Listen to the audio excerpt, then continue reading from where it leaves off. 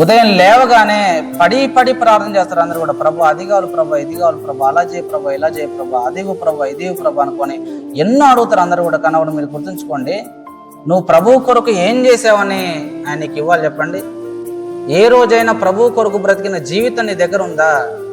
మరి ఎందుకు ఇవ్వాలి చెప్పండి ఆయనకి?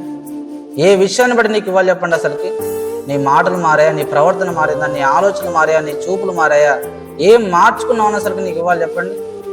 ప్రభా నాకు ఎన్నో కోరికలు ఉన్నాయి ప్రభా, ఎన్నో ఆశలు ఉన్నాయి ప్రభా, అవన్నీ నాకు కావాలి ప్రభా, అవన్నీ నాకు ఇవ్వు ప్రభా అంటే ఎలా వస్తాయి చెప్పండి అసలుకి?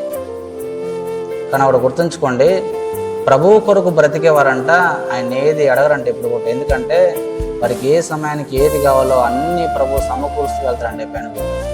నువ్వు ప్రభు కొరకు బ్రతుకుతున్నప్పుడు ఆయన గురించి పట్టించుకోవడం చెప్పండి.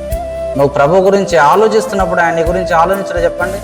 కానీ నువ్వు చేయాల్సిందంటే ప్రభువు దగ్గర నీ జీవితం ఎలా ఉందో నువ్వు చెక్ చేసుకో అంటే పైన కొట్ట.